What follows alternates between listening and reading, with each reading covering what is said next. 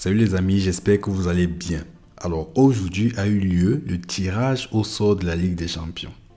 Alors le tirage au sort de la phase de championnat de Ligue des Champions a eu lieu et le Barça connaît officiellement son menu. Dans cette vidéo, on va essayer de débriefer les différents adversaires. J'espère que vous êtes prêts parce que pour moi, c'est plutôt un très bon tirage. Maintenant, très bon, ça dépend de comment est-ce que vous voulez que le Barça joue ou alors comment est-ce que vous voulez mesurer les forces du Barça. Parce que moi, là, je trouve que c'est déjà un très bon tirage. Bon, non, calmons-nous, je vais recommencer. Parce que là, il faut que je vous donne d'abord les différentes équipes. Mais je vous remets dans le contexte tout d'abord. Après une élimination prématurée en 2024, vous le savez, le Barça a marqué son grand retour en Ligue des Champions lors de cette saison 2024-2025.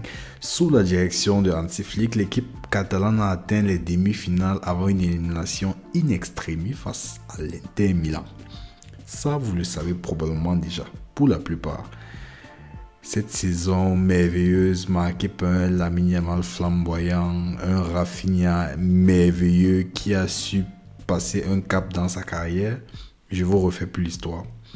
Cette performance tout de même a renforcé la confiance du club et des supporters, et ça il faut le dire, témoignant d'une équipe en pleine progression sur la scène européenne. Le tirage au sort de la phase de Ligue des Champions 2025-2026 qui a eu lieu ce jeudi permet désormais au Barça de connaître ses adversaires pour cette nouvelle édition. Avec des joueurs clés tels que Yamal et un collectif solide, le Barça fait évidemment partie des grands favoris. Bon, je ne fais plus durer le suspense. Le Barça va affronter tout d'abord à domicile parce que c'est 8 matchs comme vous le savez pendant la phase de poule. À domicile, le Barça va affronter le PSG, Francfort, Olympiakos et Copenhague. Maintenant, à l'extérieur, dans les matchs à l'extérieur, le Barça va affronter Chelsea, Bruges, Slavia Prague et Newcastle. Dites-moi vous-même, qu'est-ce que vous pensez de ce tirage? Je vous attends en commentaire. Dites-moi. Parce que pour moi, c'est plutôt un bon tirage.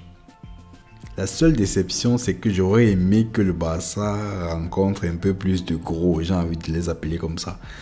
Mais disons que c'est pas chaque année qu'on a cette occasion. Parce que l'année passée, je me souviens bien, on a eu Bayern, on a eu Inter, on a eu au moins 3 Dortmund. Il y avait des gros contre qui on a joué.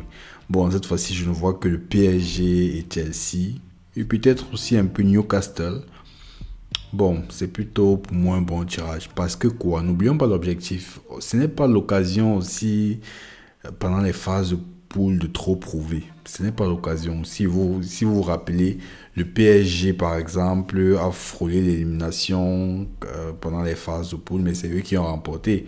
Donc, ils n'étaient pas trop parmi les top 8. Je veux dire qu'on faisait le classement au fil des matchs, mais au final, c'est eux qui ont remporté. Donc, c'est pas trop important la phase qui on affronte. Je veux dire, c'est pas trop important qui on affronte pendant la phase de poule. Je préférerais voir un grand match lors des finales, lors des demi-finales, que de les voir dès maintenant. Pour dire quoi, ici l'objectif c'est un bon tirage parce que avec ça on a plus de chances d'être parmi les premiers. Et tout le monde sait comment ça peut faciliter la progression dans la compétition. Parce que lorsque tu finis premier, après tu vas affronter parmi les derniers et ainsi de suite. Tu as plus de chances donc de battre les derniers et de te qualifier pour le tour suivant. C'est pour ça que c'est un très bon tirage.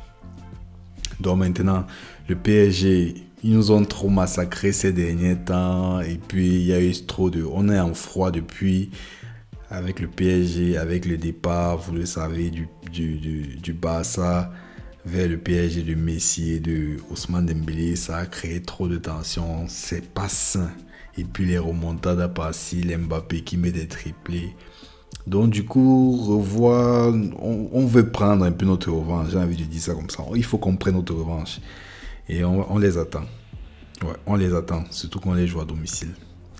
Donc, ça c'est déjà pour le tirage au sort. Dites-moi maintenant si vous voulez qu'on aborde point par point, équipe par équipe.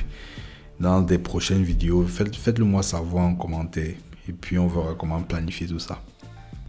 Je termine quand même par une info de dernière minute. Apparemment, vous le savez déjà, Fermin Lopez à Chelsea entre dans ces dernières heures.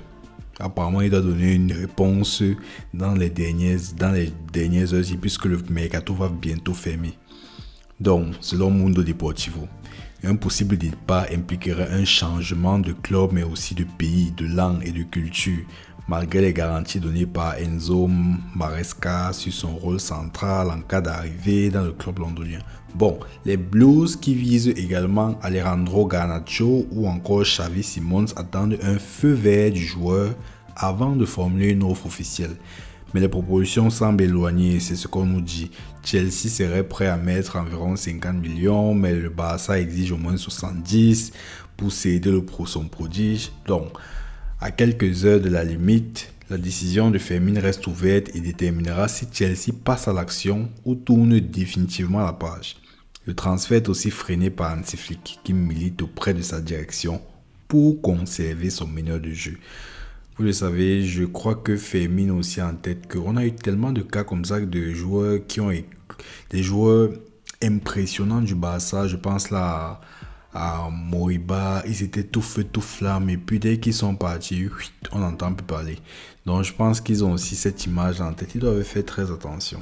En quittant là, tu n'auras pas ton même confort, tu n'auras pas tout ce que tu avais ici au Barça et puis tu dois encore aller regagner ta place. Et qui sait, avec la température, avec les changements, la langue et tout, qui sait si tu pourras aussi vite t'adapter. C'est tout un challenge. Donc, il doit bien réfléchir. Les amis, c'est tout pour cette vidéo à chaud. Je voulais revenir sur le tirage au sort de la Ligue des Champions. Dites-moi ce que vous en pensez, comme je l'ai dit en commentaire. J'attends vos avis si vous voulez aussi des vidéos plus en détail sur les différents adversaires.